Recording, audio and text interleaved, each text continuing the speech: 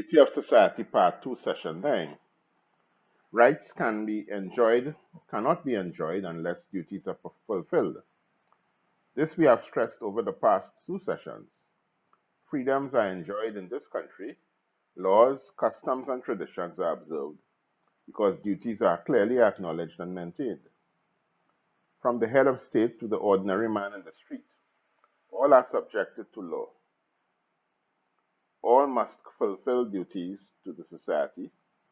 No one is allowed to molest, injure, or imprison another, except with acting with the sanction of the law.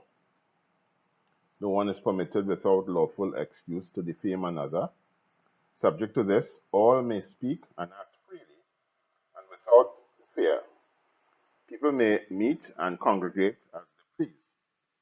All these may take place once fundamental duties common to all are observed by all. These duties are in the main observed where political and social freedoms are concerned. When it comes to economic duties to one another, it is an entirely different matter. Where these matters are concerned, rights and duties regarding private property are non-existent. Sort of ownership of human beings, which was abolished in the early 19th century, it is all about privilege where economic rights and duties are concerned. We have actively denied the notion that every able-bodied man shall live by his own labor. We have honored and exalted those who have lived by the toil of others. Although we have abolished and have abhorred slavery, society has subtly or tacitly considered some human beings as mere utensils for use and even enjoyment for others. This failure to recognize economic duties has rendered economic rights non-existent. As a result of this, the majority of workers are engaged in a struggle for existence, in which the privileged, the strong, and the unscrupulous seem to do very well. When the situation proceeds, the government is changed by ballot, but the incoming regime, though very confident that they can improve the economic plight of the many, have no notion of the true causes, and the cycle repeats itself. It is therefore of major importance to consider the basic economic duties that all men have to each other, what the consequences of this denial will be, and how these duties can be enforced. First, consider the laborer's right to wages. Men work in order to enjoy the fruits of their labor. Men build shelters and sow crops to house and feed themselves and their dependents. There is no greater disappointment for a man being denied the fruits of his efforts. It is for this reason that tenants do not improve the lands that are leased to them, in fear that the landlord will reclaim it and obtain all the improvements made to it. A man needs security of tenure of his holdings to enable the reaping of the full reward of his labor. This has led him to believe that private property in lands is the only way this security can be provided. But we have seen what the impact of enclosing the land has been. Private ownership of land, far from securing men the full reward of their labor, results in the degradation of laborers to a position of dependency and poverty.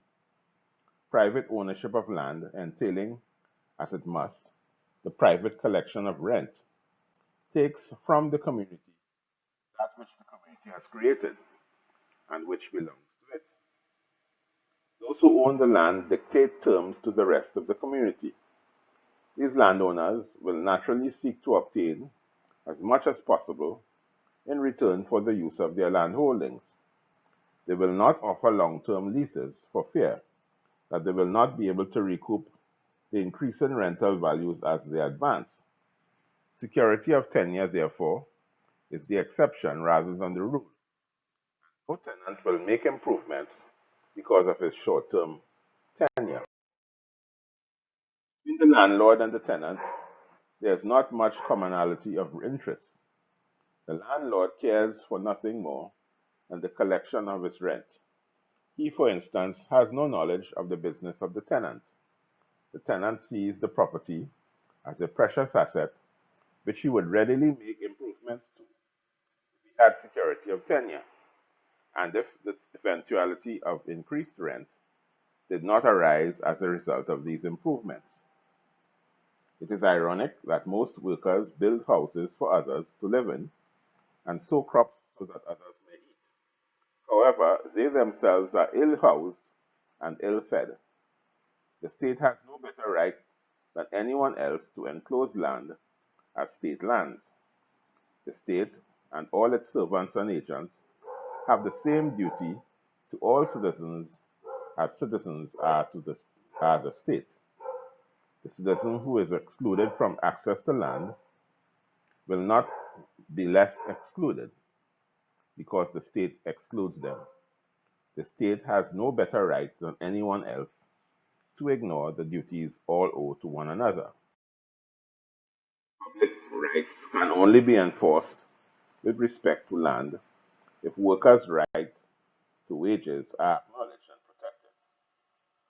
Simply to make the state the controller of lands and to permit the state to exercise all the rights of a full owner will not provide the security of tenure as desired by the laborer. The state would now have a life and death control over the worker, and their position would be no different than if it was a private landlord. Imagine the control that politicians would have over workers if tenure was under authority of governments. For true freedom to be enjoyed, or the fruits of one's labor to be had, the control of land should neither be public nor private. The state's duty should not only be to enforce the duties that each citizen has to the community, but to also secure the rights of individuals by enforcing the duties of individuals to each other. The lack of enforcement of these duties by the state has resulted in the rental values from sites going into private hands instead of the treasury.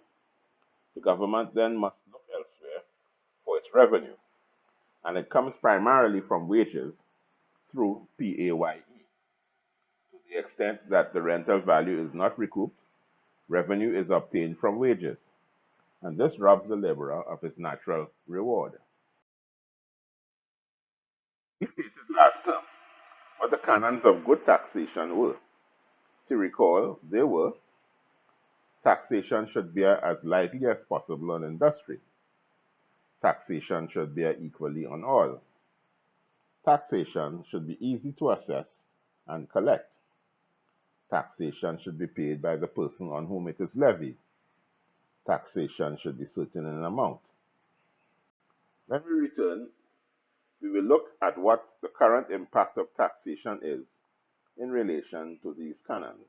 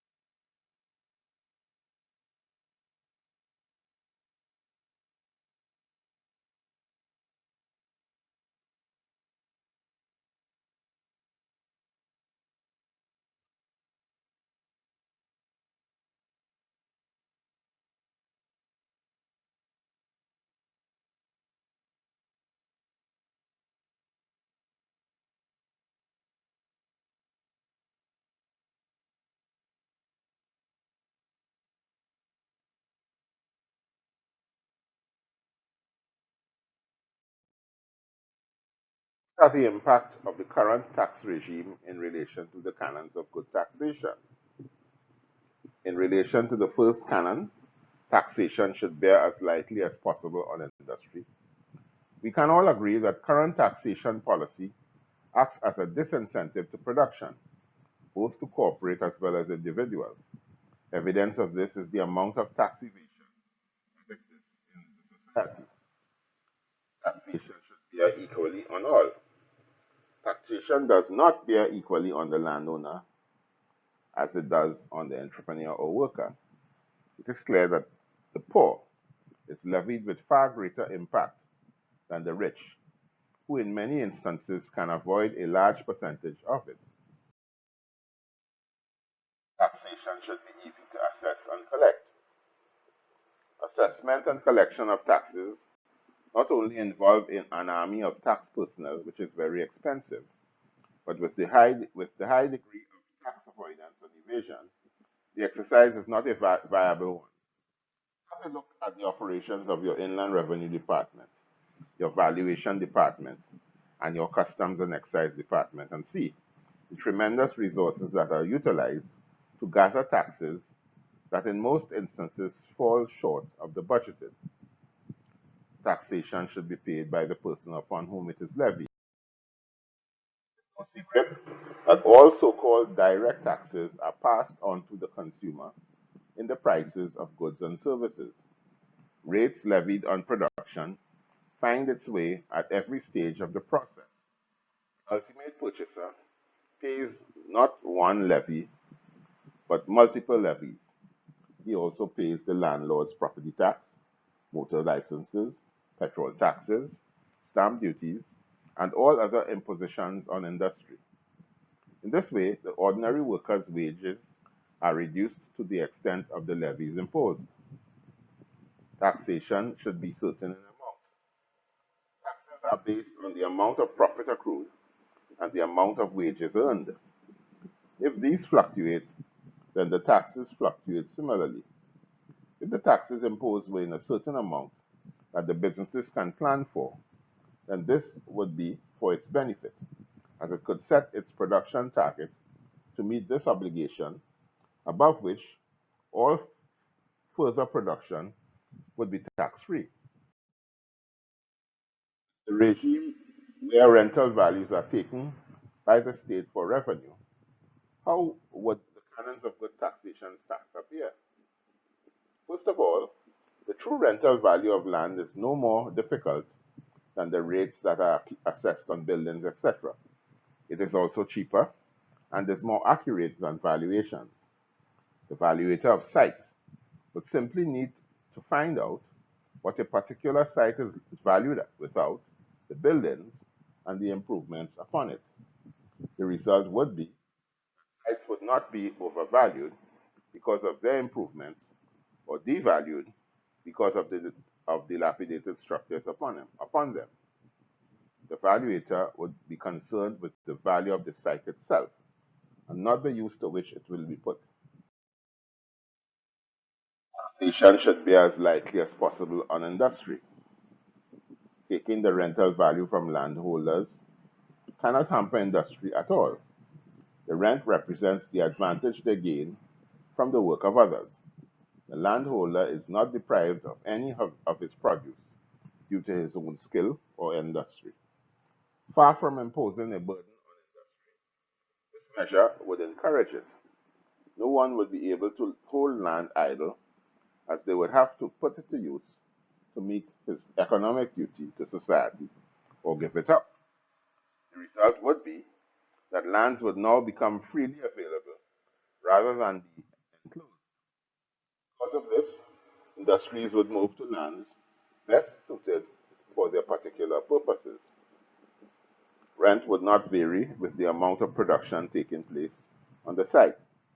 No longer will there be the situation where taxes are imposed based on the amount of production taking place. Taxes should be equal to all. Every member of society has an equal right and share to the rent. This rent is to be shared equally amongst all citizens. Taxation should be easy to assess and collect. No man can hide land. The landholder can be easily identified. The value of land is also easy to assess, and a regular assessment of it could also be done easily. Taxation should be paid by the person on whom it is levied. In this regime, the landholder could not pass the rent on to others. The effect of taking the rent will bring production to a maximum. The increased flow of goods onto the market and the readiness with which new trade could be launched would prevent prices from escalating. The attempt by a landowner to pass the rent on to others would be mitigated by the fact that all men could obtain sites on terms that are similar to those that the landholder obtained his. Speculation would disappear. Taxation should be certain in amount. Valuations of rental value would yield certain amounts on an annual basis. This signaled that landholders would get what would get would allow them to plan for the payment of this duty, beyond which all production could be tax-free. Observance of economic duties results not merely in taxation, which reduces laborers' meager wages. It brings about an imbalance in the economy, where men are permitted to keep rental value for themselves. Not surprisingly, they will seek to acquire as much land as possible for speculative purposes. Entrepreneurs will also acquire as much land to prevent competitors from gaining access to it. Both these activities inflate the price of land significantly, and less privileged citizens are deprived access to land. These less privileged persons have nothing but their labor to offer and are reduced to dependence on those who are willing to employ them. The continuous competition between workers for employment will necessarily keep wages low, and this low wage will not allow them to purchase adequate housing and clothing, to send their children to fine schools, to pay for the best doctors, lawyers, and to live a comfortable life. Consequently, upon the laborer's inability to lead an adequate existence, government will devise ways to alleviate this poverty. This will be in the form of pensions, unemployment insurance, health insurance, tax-maintained hospitals and clinics, and other family allowances. This will cost money, which will be derived from taxes. If the laborer received this wealth and these services and wages, there would be no need for this charity. If he produced in proportion to his endeavor, if he could earn for himself as his own master in a fully equipped industry on the best land to be had for free, he could pay his way for these services. Before we end, I would like to again let you attendees know that Unsustainable Development is an educational offering devoted to the dissemination of its course to all of mankind and to those who have the English language as their official language, in the first instance, and to all, eventually, all over the world. To make this possible, and because we do not charge a fee for this dissemination, we rely wholeheartedly on monetary donations to meet the cost of achieving these goals. If you have found these sessions useful thus far and would like others to have access to them, we would gratefully accept your donations should you be inclined to offer them. You can send donations to our PayPal account at the email address notebroker2001@yahoo.com. Thank you for your kind gesture. As indicated before, you can communicate with us by going to our Facebook page on Sustainable Development or our YouTube channel, Balancing the Economy. We will respond to all your comments or questions. You can also subscribe to our YouTube channel and press the alert button to get notices as our latest session has been posted. All sessions are archived at our Facebook page. Please share with your family, friends, and acquaintances.